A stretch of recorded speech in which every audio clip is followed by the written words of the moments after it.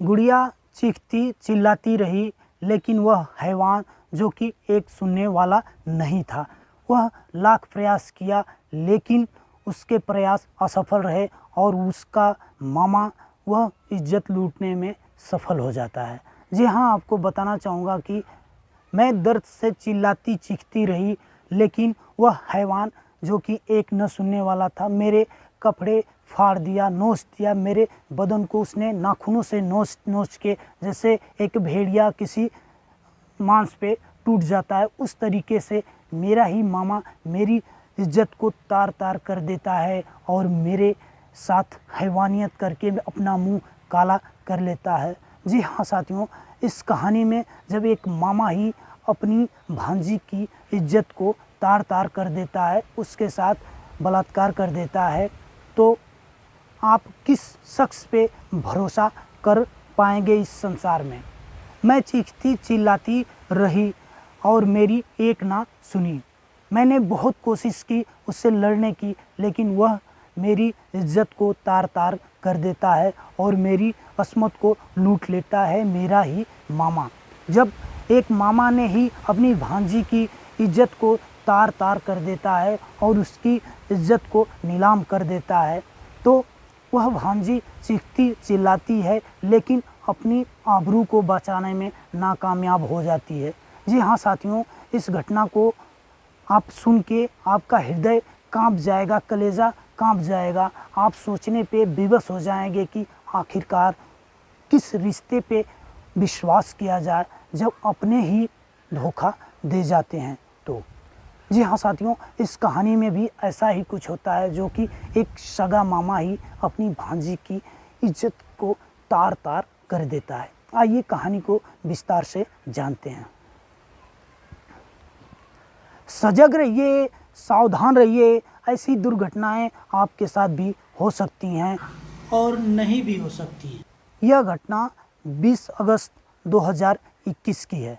गुड़िया, जिसका काल्पनिक नाम है, बदला हुआ नाम गुड़िया है, गुड़िया अपने ही गांव की मंदिर पे पूजा पाठ का एक फंक्शन था, वहीं पे सभी लोग गए थे और गुड़िया भी उस फंक्शन में गई थी। पूजा पाठ करके जैसे ही गुड़िया घर वापस आ रही थी, तभी रास्ते में उसका मामा मिल जाता है और उसे अपने घर लिवा के चला जाता है।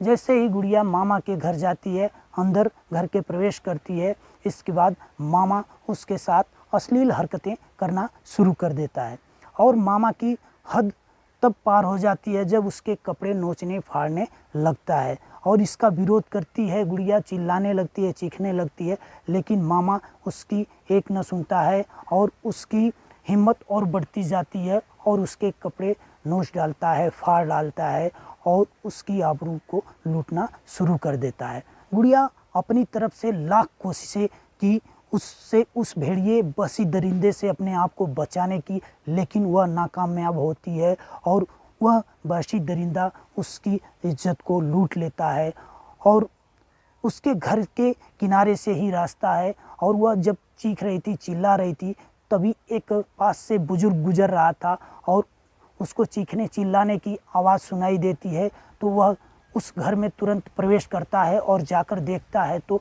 उसकी आंखें फटी की फटी रह जाती हैं। वह देखता है कि उसका ही मामा अपनी सगी भांजी के साथ रेप कर रहा था। यह दृश्य देखकर वह चीखने चिल्लाने लगता है और आसपास के लोग भी वहां इकट्ठा हो जाते हैं। किसी तरह से लड़की अपने वस्त्र को ढकती है, अपने तन को ढक पाती है और उसी का मौका पाकर, भीड़ का मौका पाकर वह मामा वहां से फरार हो जाता है।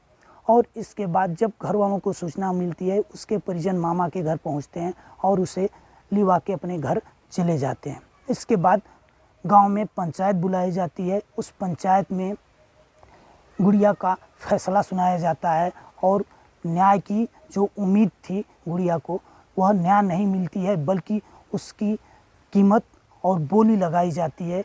उसको कहा जाता है कि कुछ रुपयों को लेकर तुम इस मामले को रफा दफा कर लो और इस मैटर को यहीं क्लोज कर दो। लेकिन गुड़िया इस चीज़ को साफ इनकार कर देती है। वह इस पे राजी नहीं थी और इस फैसले को वह मानती नहीं है। इसके बाद पंचायत चली जाती है और वह दरिंदा जो मामा है, काफ़ी सबल और मनबड़ किस्म का है, वह उसके घर पे पहरे लगवा देता है, अगल बगल आसपास के लोगों को वह जो है इकट्ठा करके और उनको एक तरह से कह लीजिए जैसे पहरा लगाया जाता है, कहीं आने जाने हर चीज़ों पे उनके पाबंदी लगा देता है और कहता है कि तुम यदि एफआईआर करोगी तो मैं तुम्हें मार दूंगा।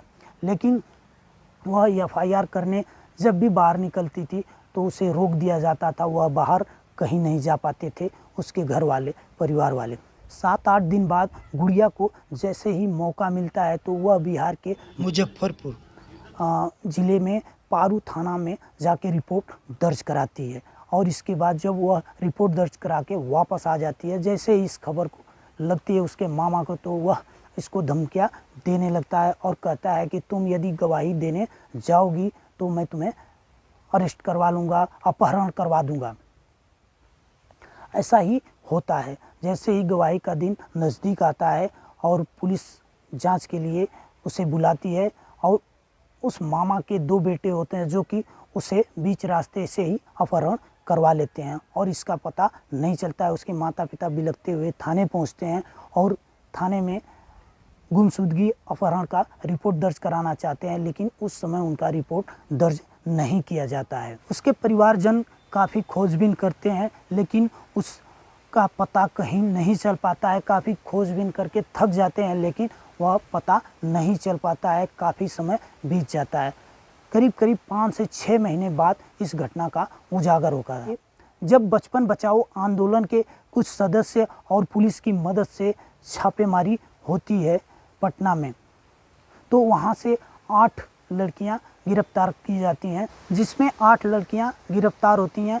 यह वह जगह होती है जहाँ की सेक्स रैकेट चलाया जाता है। जी हाँ, आपको बताना चाहूँगा कि उन 8 लड़कियों में एक लड़की गुड़िया भी होती है। पुलिस जब सभी लड़कियों से पूछताछ करती है तो गुड़िया आप बीती पुलिस को बताती है और जब पुलिस गुड़िया की आप बीती सुनती है तो पुलिस के भी रोंगटे खड़े हो जाते हैं कि आखिरकार कोई मामा अपने ही भांजी के साथ ऐसा कैसे कर सकता है।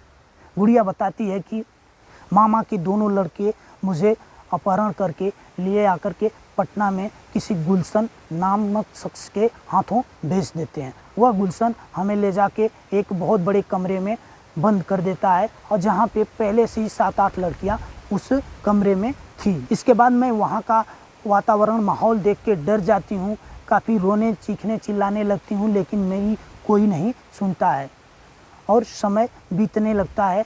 इसके बाद कुछ समय बीत जाता है और वहाँ पे मुझे होटलों और गांव के घरों में भेजा जाने लगा। मैं काफ़ी रोती गिड़गिड़ाती रही लेकिन कोई मेरी एक भी दर्द सुनने को तैयार नहीं था। जिस होटल में मुझे भेजा जाता था वहाँ मैं उस शख्स के साथ किसी भी तरह की आनाकानी करती तो उसके द्वारा मुझे पीटा जाता था, मारा जाता था।